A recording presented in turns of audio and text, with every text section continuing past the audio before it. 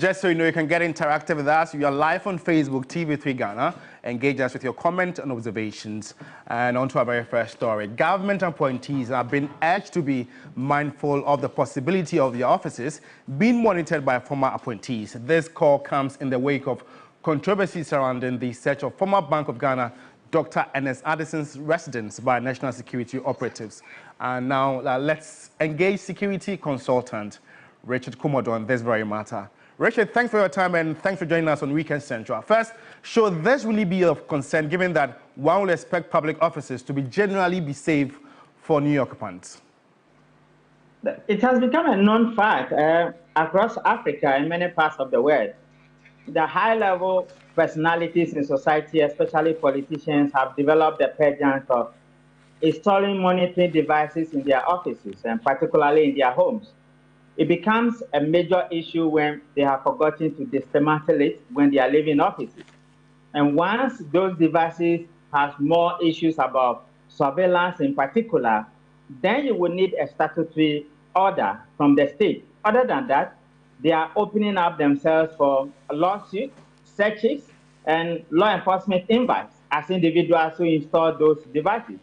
On the other hand, it also plays as a ploy on their predecessors or people who might want to have interest in what they do. And considering the competitive nature of politics across Africa and how politicians can be funny sometimes or political appointments, it is in that regard that we are calling on high-level personalities in society and particularly politicians to be mindful of the practices that has developed into another level in this country, considering the controversies we are talking about. Richard, do you recommend a broader national security arrangement for such regular sweeping of such offices?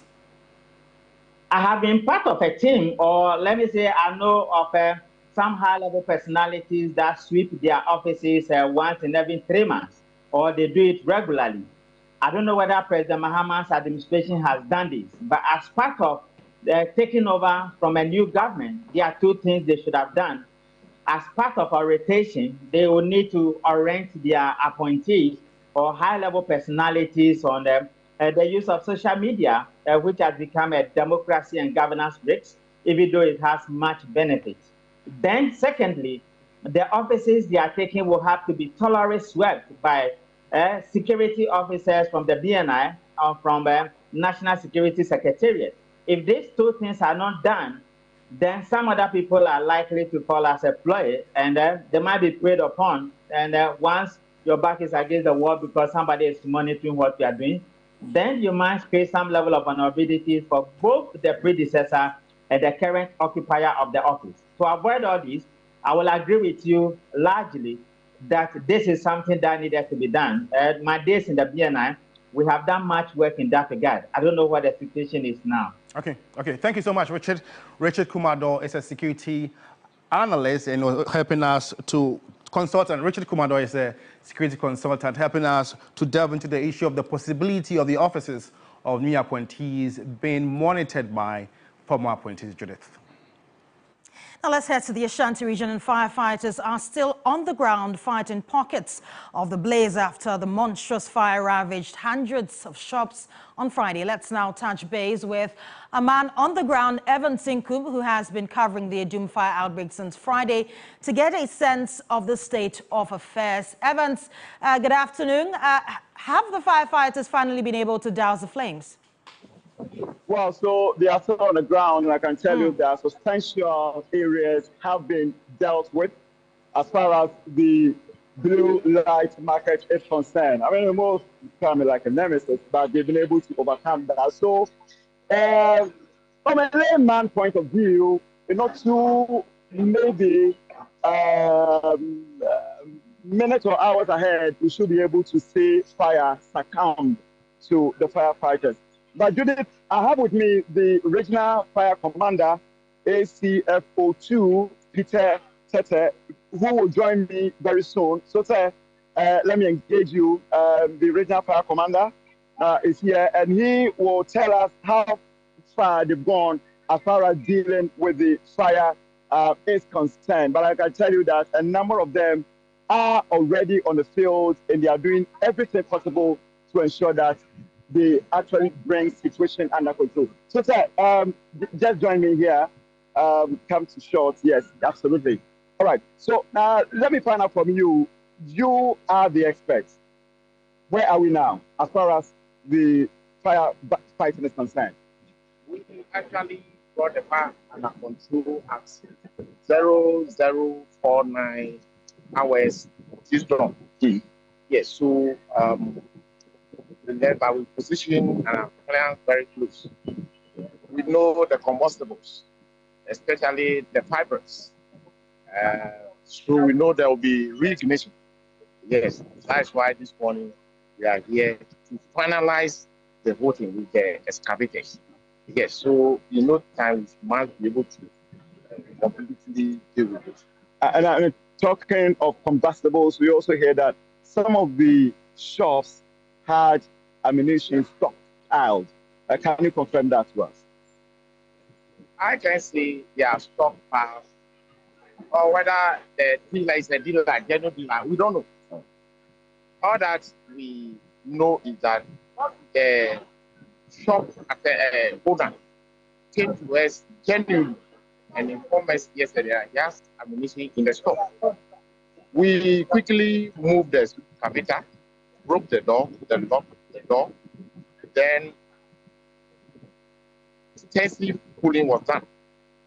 Since it's ammunition, the extensive pulling, we formed the regional crime officer who brought his men and a vehicle. So they patiently waited. Then after the pulling, the firemen, the policemen, and the owner went in and brought the ammunition. A lot of cartridges. We don't have the numbers now. There were 46 various guns. So they were taken into stock. By Tuesday, we'll have a full report of the cartridges. They were taken to the police regional office, the central police station. Yes. Thank God the fire didn't get there to explode. If they had exploded, firemen would have been at risk. But it was all well and good.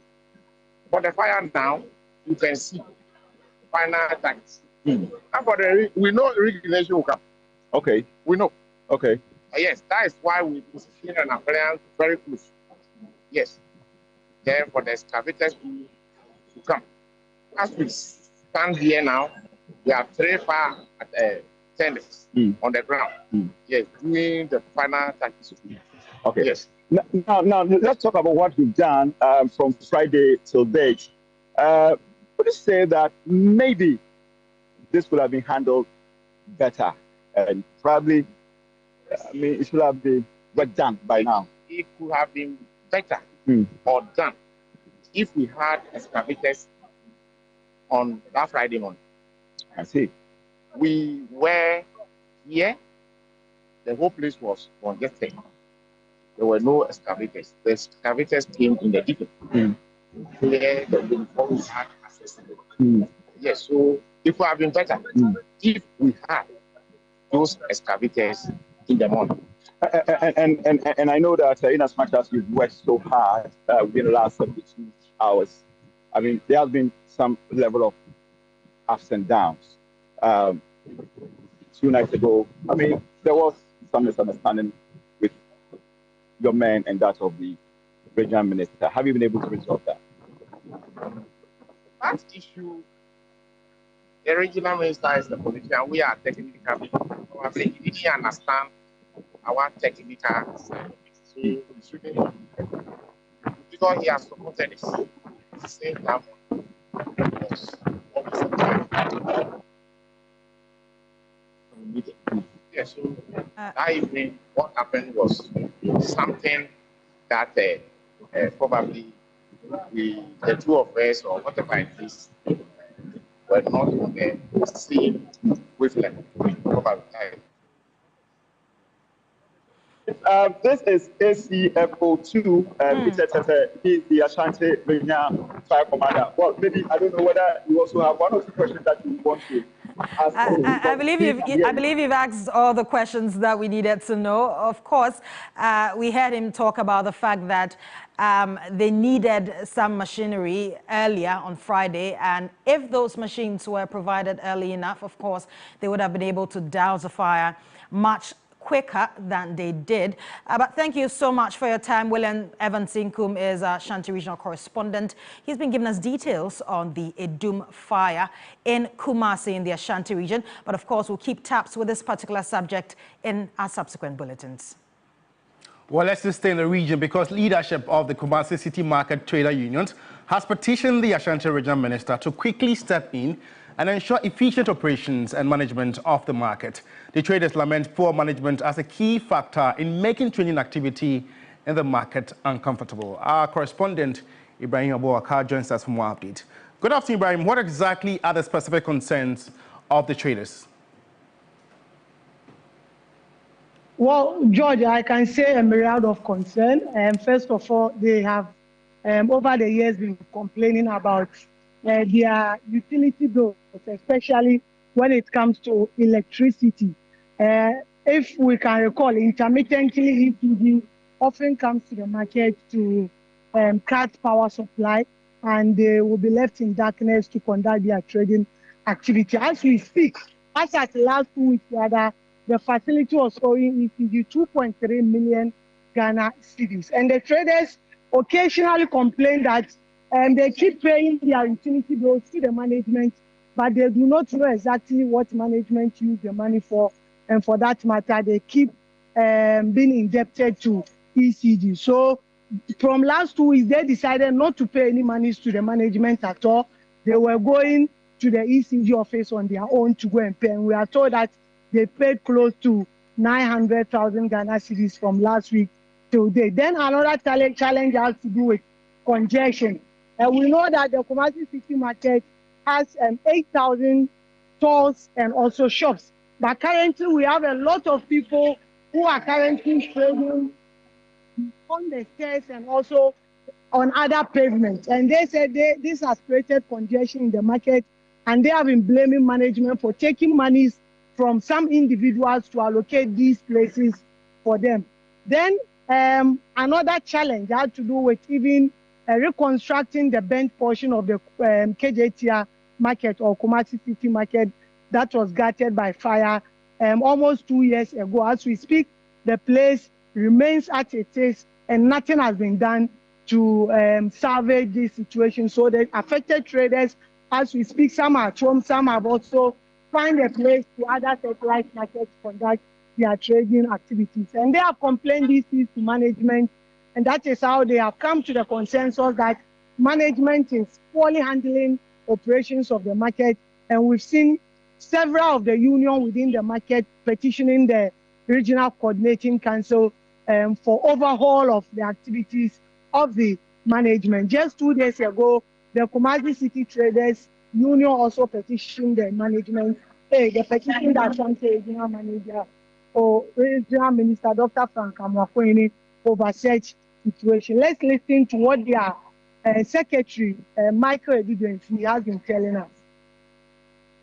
When we talk of challenges, it starts from our bills issues, our meter issues, the structural deficiencies, and the management structure and the management architecture.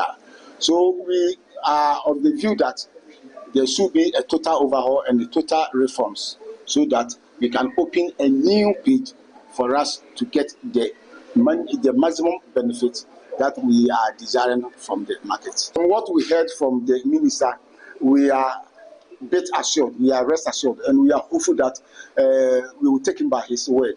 And hopefully, he has given us the assurance that they are also putting things together so that probably next week we will see some of the changes in the market. And they want to start to get first-hand information about the challenges that are confronting traders in the market. In case we have a new mayor, then the issues will be on the table of the mayor. So it will just be a matter of how to put resolutions and ensure that trader welfare and trading activities is well appreciated in the market.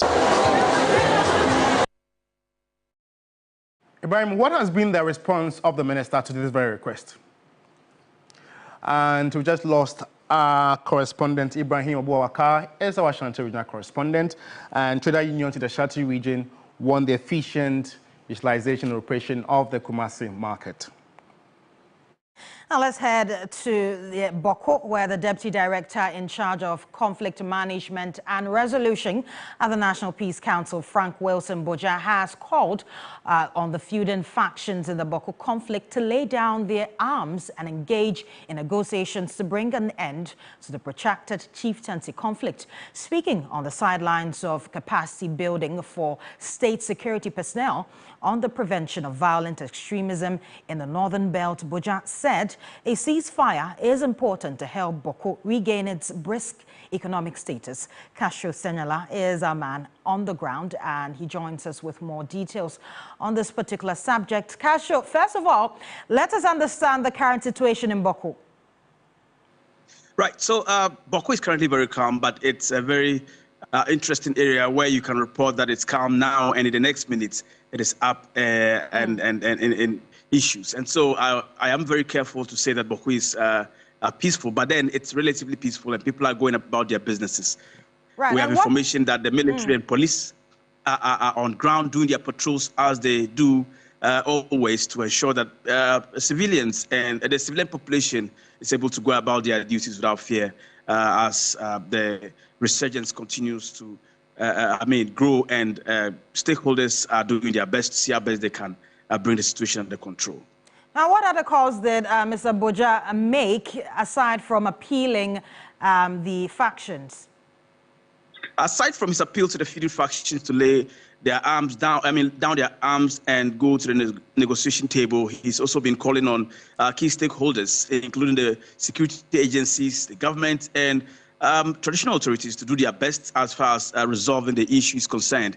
He believes that a lot more efforts need to be put in, more than what has already been invested in terms of efforts. He thinks that if that happens, the Bawku conflict would be an issue that will be dealt with very well, and it won't we won't always have to face its reoccurrence. He's been speaking to the media. Let's listen to what Frank Wilson Boja said.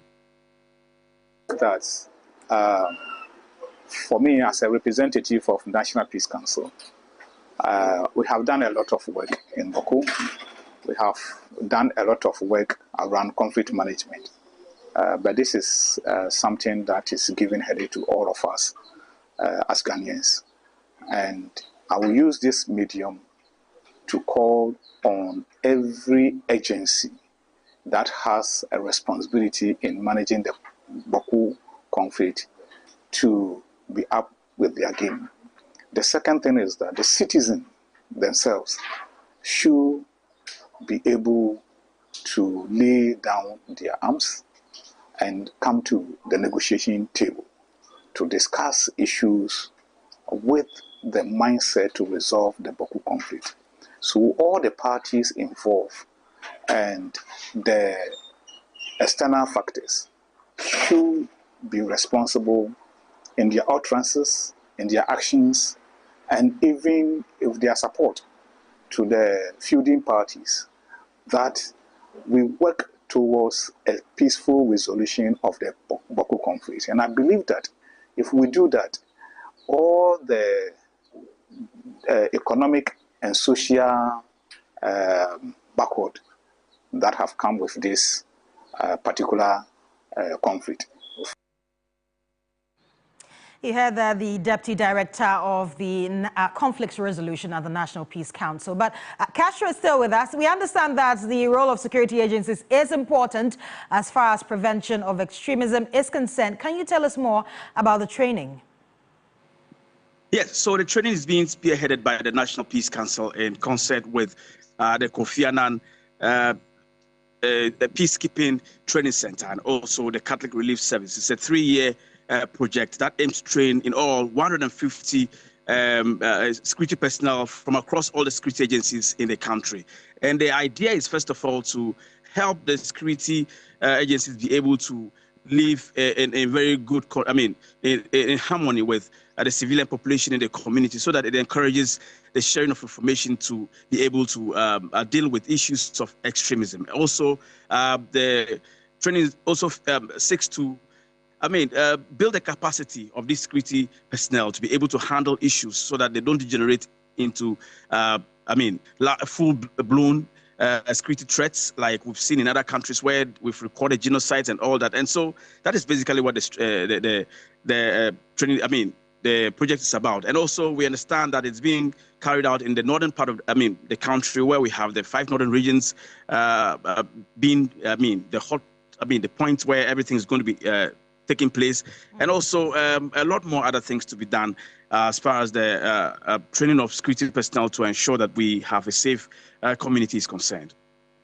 Well, many thanks for your time. Cassius Senyola is our correspondent. He's been bringing us all the details as far as Bawku is concerned. Well, if you just tune in, you're still watching the Weekend Central here on TV3. In more news this afternoon, the National Identification Authority, NIA, has hinted of the reopening of its district offices in the Volta region as part of a move to decongest at premium registration centers across the country.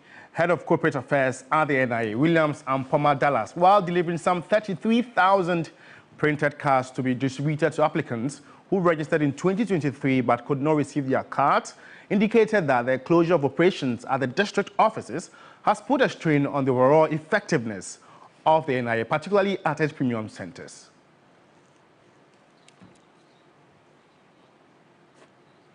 Now let's cross over to the Volta region to speak to our man Faisal Abdul Idrisu for more insight into this. Faisal, before you tell us about the 33,000 printed cards that have been delivered by the NIA for distribution, what has been the situation regarding registration and issuance of the Ghana card in the region lately? Registration at the district offices in the region have been ceased for some time. They don't register applicants. People who are willing to get a Ghana card would have to move all the way to the premium center in Ho to get their registrations done. Even that, sometimes because of the long queues at the registration center here in Ho, people are not able to get their cards issued to them. You can imagine somebody traveling all the way from the Angloga district to Ho, the regional capital, including the cost involved in having to travel here to get the Ghana card or even a replacement done, only to be told that because there are too many people at the center, they would not be able to get their cards and probably would have to return home. And so for some time now, the district offices have not been working because there are no blank cards, so that when applicants visit the center, they can have the cards printed and given out to them. When the new ES came, that executive secretary, he took steps to get blank cards so we can clear the backlogs and then attend to new applicants. That is what has brought us here. And so in the Volta region, as we speak, we've been able to print about 33,707 backlog Ghana cards. We also came along with about 19,500 blank cards. Each district will get about 1,000 each to enable the district offices to function again. We are assuring the public that from next week,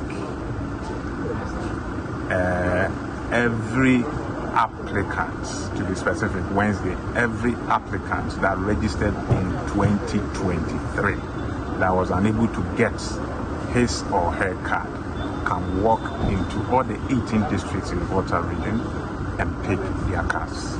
Applicants who needed the Ghana card to execute their businesses or transactions, whether it be bank or even registration of their SIM cards, had to take the pain to move into our various premium centers. And so if you go to our premium centers, you see a pile of people struggling to get their Ghana card to go and execute their businesses.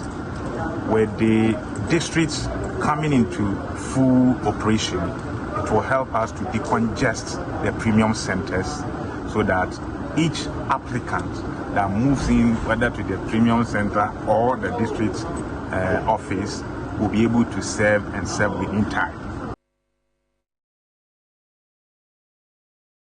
Fraser, we know the Voter Regional Minister, James Gunu, has been speaking after receiving the items. What has he been saying? Well, Judge, forgive me, there was a little network challenge I faced. And so the Voter Regional Minister received these 33,000 cards that have been printed for applicants that registered in 2023, and I had to wait all this period. But of course, the NIA also brought in some 19,000 blank cards that will be distributed to all the 18 municipal and district offices here in the region. The regional minister has been saying that this particular move by the NIA has brought some sort of relief to persons here in the region who wish to get their Ghana card and those who have registered over the period but not able to receive their cards. He's assuring the NIA of the support of the VRCC to ensure that the cards that have been brought to the regional office here in Ho are dispatched to the various district and municipal offices latest by Wednesday so that applicants can get to the offices and pick them. Let's have a listen to James Gunu, the regional minister. The region has gone through a lot of difficulties and challenges during the registration processes up to the printing. So I'm not surprised that many people couldn't even go for their card because what they went through before the registration was very demotivation, you know. So that we will correct all these things and use the Information Services Department and NCC and the media to get the information to the applicants so that they can go to the district offices to collect their cards. And those who still desire to get the Ghana card can now go to the district offices and pick their cards.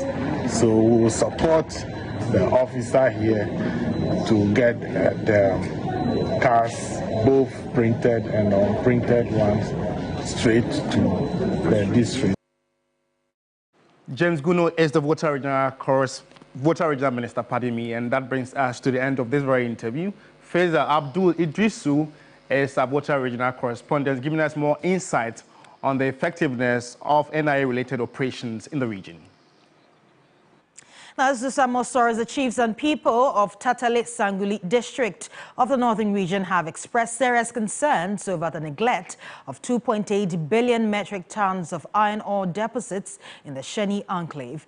Now, addressing the media after a demonstration in Tatale, they appealed to President John Dramani Mahama and all other stakeholders to, as a matter of urgency, speed up the necessary arrangements to get the iron ore mined in order to bring its intended benefits to the people. Let's take a listen to the chiefs and people of Tatale Sanguli district in that press conference.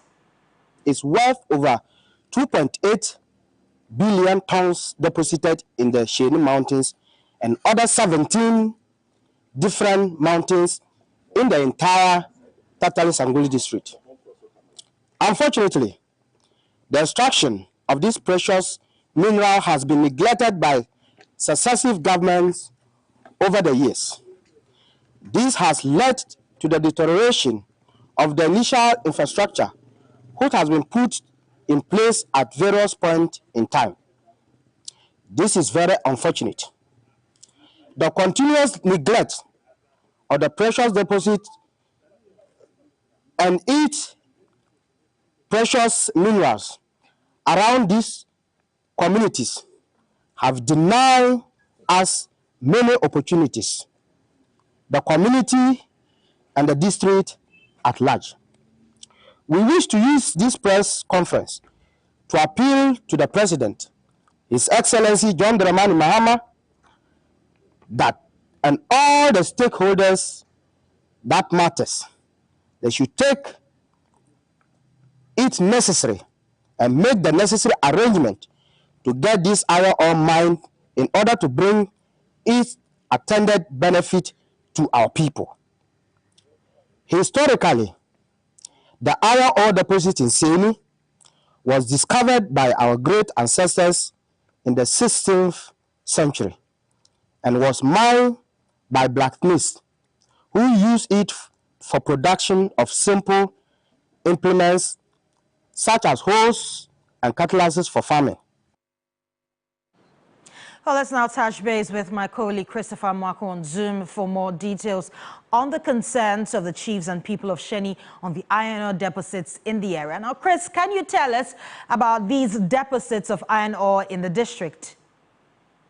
Yes, so this iron ore deposit, in 2022, the government indicated its resolve to, as it were, putting the place into use by getting people to come and actually start the extraction of this iron ore deposit. In fact, as we speak, there is a Canadian company that is stationed at the Sheni enclave on that hill where there is this huge deposit of iron ore on that hill. And so the people over the period have been lamenting the fact that when the Minerals Commission and the former chairman of GISDEC and former member of parliament for Yendi constituency, Farouk Ali Muhammad, visited the area, made some promises to them that they were going to, as it were, begin exploration and extraction of these iron ore deposits in other 17 communities within the Sheni area. The people were very happy, but as it stands now, that is yet to see the light of day. And so they are appealing to the new government to, as it were, consider it. But let me also add that yesterday, during the president's visit to the northern region, where he paid a courtesy call on the King of Dagbon, Ndanyana Abukari II, it was amongst other concerns that the king raised that the iron ore deposit in Sheni, government should turn attention to the place so that the area will see the needed development. In 2022, officials from the Ghana Integrated Iron and Steel Development Corporation visited the area. Tell us, has something happened after that particular visit? So after that visit, nothing has been done, and that is why these residents are expressing their concerns. In 2022, the Minerals Commission, GISDEG, and other government officials visited the area, and they made several promises to the people that they were going to ensure that they get companies that will come and begin extraction of these mineral deposits. Unfortunately, as we speak, nothing of that sort has been done. The Canadian company that has been at the area over the past years seem to be doing nothing on site. And so the residents are concerned because once this exploration and extraction begins, the people, according to them, the corporate social responsibilities of these companies that will be coming to the area, they will also benefit from them because they'll get the schools, they'll get the hospitals, the chip compounds, they'll also get motorable roads. And so that is why they are appealing to government to ensure that they take critical look at it and give it the needed attention for the extraction to begin. Right, many thanks for your time. That's our correspondent Christopher Mwako bringing us details on iron ore deposits in Sheni in the northern region. But of course, we're going to go on our very first break with you. Of course, you're still watching Weekend Central with me, Judith Brown, and back shortly. Stay with us.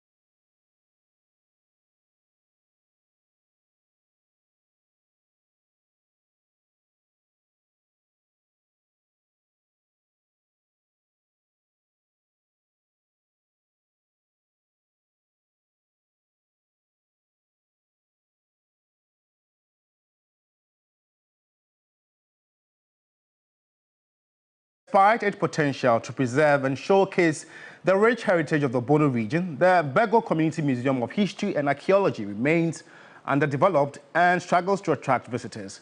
Calls are now being made for the government to invest in archaeology and research to preserve this cultural heritage and boost tourism. Our correspondent, Claude Kumi Abisa, visited the museum and has come through with this report. The Begho Community Museum of History and Archaeology stands as a testament of the ancient Begho civilization, a once thriving trading hub in West Africa. Funded by the Embassy of France to Ghana under the Sankofa project in collaboration with the University of Ghana, the Tyne District Assembly, and the people of Hani, the museum was established to preserve and showcase the rich history of the region. It also serves as a research hub for archaeology students.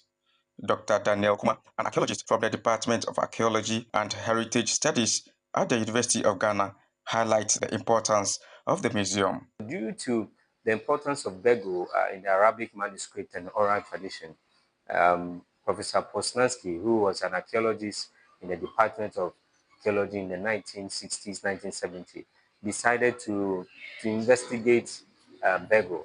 So Begho became a place for archaeological research from 1970 to 1979.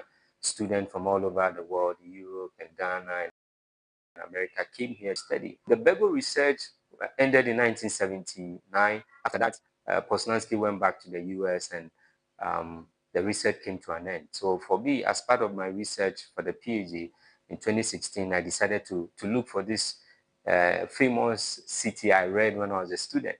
Then we came 2016, then we tried to revive the project, right? So I did some excavations in 2020, and then over the years, I've been coming here to excavate. But one of the important places to visit, we say, is this place, because you come here, you see history, you see archaeology come to life. However, despite its notable mission, the museum faces significant challenges, including underdevelopment and low visitor turnout.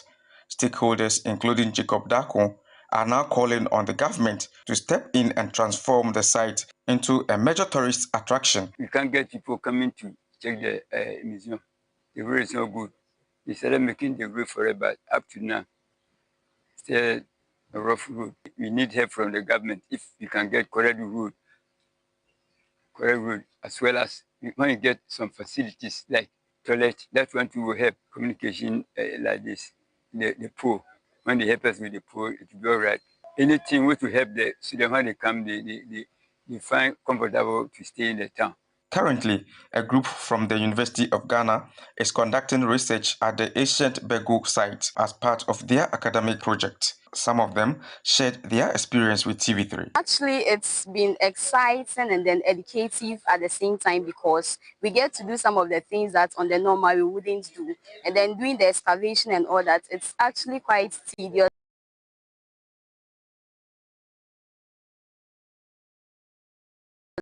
But it's very exciting. Like during our excavation, we got some human remains, which is rare to come across, and then we also got some dabs, poultry, pot sheds, crucibles, and the others. You know, we've given the kind of view about how it's going to be, but when we got here, we realized that it's not what we're perceiving or we're thinking about. It's more into going into the sites, digging, using your own hand to, dig the ground to find the things yourself, not like sitting down in your room and watching television.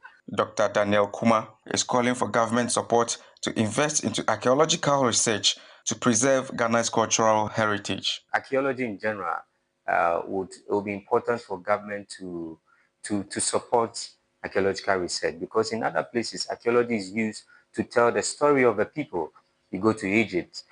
Egypt has become famous because of archaeological research. You go to Jordan, go to Israel, where archaeologists are well-funded, and they are using that discipline to tell the story of their people. So we believe that government can come to our aid to support the Department of Archaeology and Heritage Studies to embark on a lot of these cultural heritage sites. Claude Kumi Ebisa, TV3 News, Hani. Now, away from that, the government's push for industrialization and job creation is gaining momentum as the Minister for Trade, Agribusiness and Industry intensifies engagements with private sector players. Now, during a recent visit to selected industries within the Greater Accra Free Zone's enclave, the minister emphasized the government's commitment to reviving dormant industries, fostering new ones and boosting local production. The minister's tour comes as part of the broader industrial expansion agenda, which aligns with the government's jobs program aimed at tackling unemployment and strengthening the local manufacturing sector. The visited industries, primarily foreign-owned but operating in Ghana, rely on raw materials sourced locally and provide employment opportunities for the Ghanaian youth. However, despite their contribution to job creation and economic growth, industry players raise key concerns affecting their operations. They argue that resolving these issues would enhance their efficiency and attract more investors into Ghana's industrial sector. With this 24 hours economy, currently we have put up the West Africa's biggest fabrication plant, but we are seeing that there are a lot of cheap imports which are really coming into it, and people are getting exemptions on that. So how we can bring in the local content so that we can run this our factory 24 hours. Honorable Minister has seen the capacity what we are having here with the advanced technology and the state-of-art machinery and the training center what we have here for our dear Ghanaian brothers and sisters. So we are able to produce the material right here. So we can. In response, the minister has assured the business community of the government's willingness to address these concerns, while also outlining measures industries must adhere to for the sector's overall growth. If you are producing here, you must not import anything that you can find in Ghana. That is the only way somebody also patronizes what you produce. And I want Ghanaians to get that kind of attitude where before you import, you will look and look again to ensure that you cannot find it in Ghana. If we do that, we will not need foreign exchange. Because if you are buying from Ghana, you need your cedi. And if you are buying with your cedi will be strong. It is when you want to change forex that our cedi will suffer. And so I'm encouraging everybody to buy made in Ghana. Let's trade among ourselves and let's look export. Ghana's industrialization journey has been a long-standing goal since independence, with successive governments making efforts to diversify trade, expand production, and integrate digital transformation into the economy. As the government continues to push for industrial growth, stakeholders remain optimistic but call for concrete actions that address their challenges and ensure a sustainable manufacturing sector that benefits both investors and the local economy. Well, let's know what you make of the Trade Minister's call and other stories that have been aired so far. Get interactive with us. We're live on Facebook, TV3 Ghana. Engage us now. And now the Judicial Service has identified Alternative Dispute Resolution ADR to be a valuable tool for businesses in Ghana to resolve disputes efficiently and maintain positive business relationships. Since its inception in 2005, over 38,000 cases have been settled through ADR, according to the Judicial Service. The judge in charge of ADR, Justice Angela Mensah-Homia, has been speaking at the launch of the 2025 ADR Week in Kumasi. Take a listen. We would emphasize that members of the business community use ADR to resolve their disputes efficiently, fast, so they can go back and attend to their respective businesses. Litigation is very, very expensive, from filing fees. And then we talk of cost in terms of time. Time is money. Each minute, hour, days, years spent in court, you are losing money. And so if you resolve the disputes in a quicker manner, you will have more time to attend to your business. And ADR is the only dispute resolution mechanism that preserves or builds new business relationships. ADR has been mainstreamed into the justice delivery system. And so we have presently 38 courts connected to ADR. By the close of the year, we would add close to 100 courts. And it is our aim that eventually all the courts will be connected to ADR.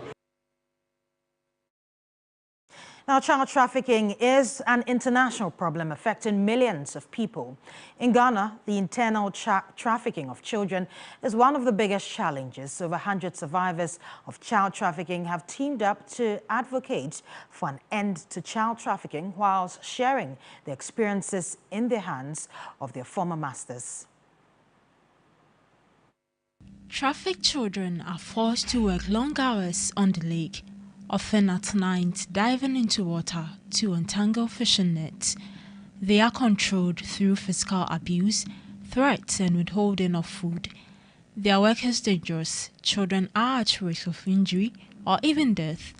Over 100 survivors of trafficking have spoken out about the abuse they experienced. I was once on Volta Lake fishing.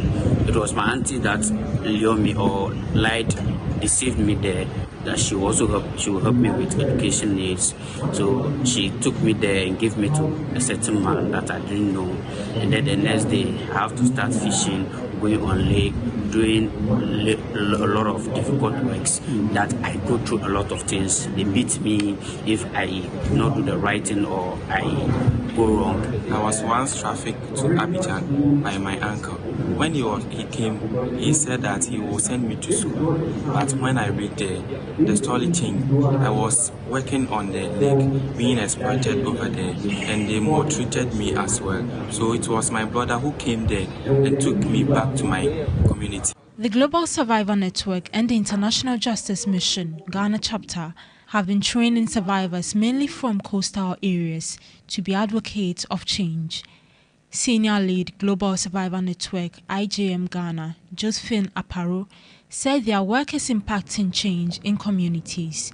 It's been very inspiring because of the change that is coming in their communities. Most of them mentioned in their presentation that when they began the work, most people did not believe that child trafficking exists in Ghana, but now they agree that child trafficking is a crime and it exists, and they are joining hands to end child trafficking. Acting Director of the Department of Social Welfare in the Ningo Prampram District, Richmond Tete, said lack of resources is hampering efforts to end child trafficking. Human resource.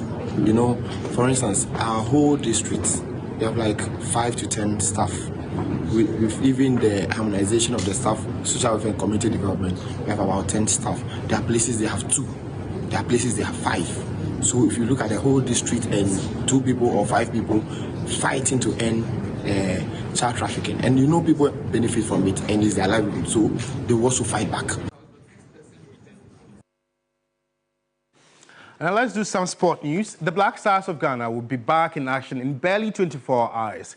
They come face-to-face with Madagascar and Morocco. The team will be looking for its second win in this international window after thrashing Chad by 5-0 on Friday. And now my colleague Mutala Yakubu is in Morocco for the game and joins us with more. Mubarak, how are things looking for the Stars ahead of the game tomorrow?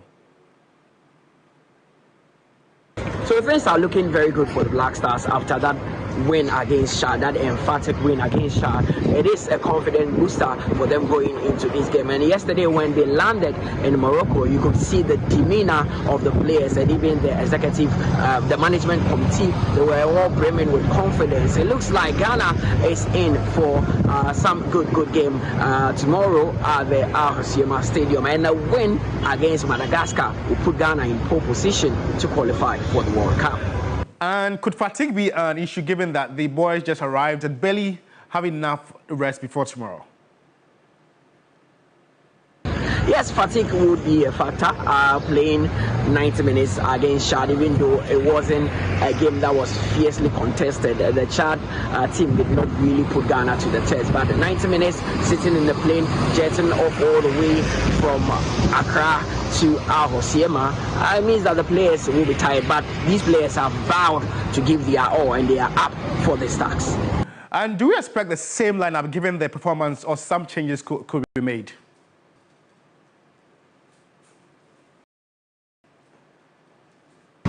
Well, I mean, there could be one or two changes in the lineup, but as the old saying goes, if it's not broken, you don't fix it. But I'm sure Coach Otoado might want to do a few tweaks to the team that played against Shad, especially maybe in the attacking third, where he might want to bring in a few players. But what we saw against Shad, it's likely that Coach Otoado would want to maintain that team for that big clash against Madagascar. Motorized and man on the ground here in Morocco to really monitor the match between Ghana and Madagascar, and this is part of the 2026 World Cup qualifiers. Judith. We can now take you to the Ketu South municipality, where victims of the recurring tidal waves destructions in communities along the coast have found a unique way of healing themselves from the pains of their losses using traditional music and dance. TV3's Faisal Abdul-Idrisu, who has been in the area since the recent disaster, has been chronicling what has become a regular evening activity and came through with this report. On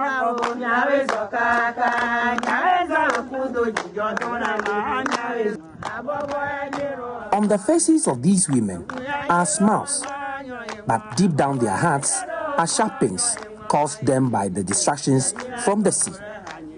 For years, they watch helplessly as the sea takes away their homes and other properties, leaving them homeless and hopeless. The sight of these broken walls bring them painful memories. But in the face of these adversities, they have found peace. Peace from within.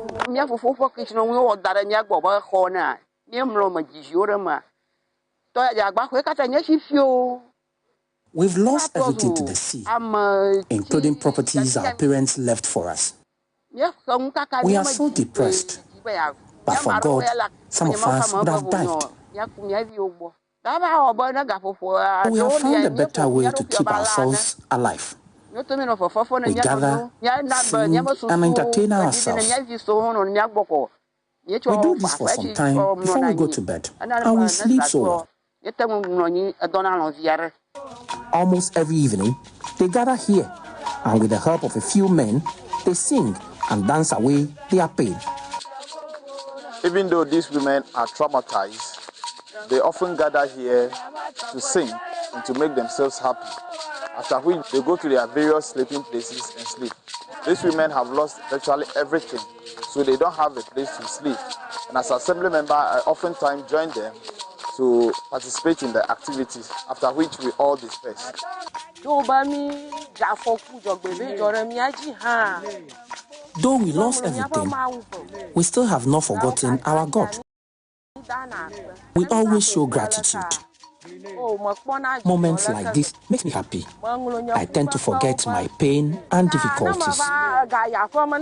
Joining the group gives me comfort when I get home.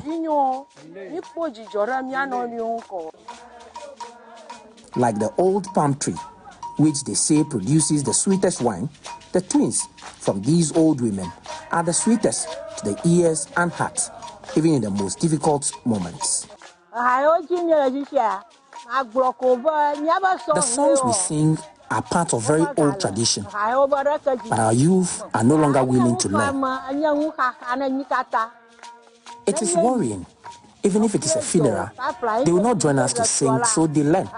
For days and moments like this, people pass so quickly these days, so they have to join us and learn these valuable traditions. From within, these women have found a better way to keep themselves alive. What they do here every evening is to create a sense of togetherness and a stronger bond among themselves, even in these difficult times. Faisal Abdul-Idrisu, TV3 News, Salakofe, Amutino. Well, the rich culture of the Volta region, I just love them. Very interesting. I loved it as well. And that's how we wrap up the news right here on TV3 Weekend Central is what you have been watching. My name is Judith Brown. And my name is George Crane. I know Hot Issues is at 2 p.m. Yes. So do make a date, guys. And also you can get more news updates when you log on to our website. It's 3news.com. Thanks for watching. It's always a pleasure coming your way. I'm George Crane. And I'm Judith Brown. Bye-bye. Good afternoon.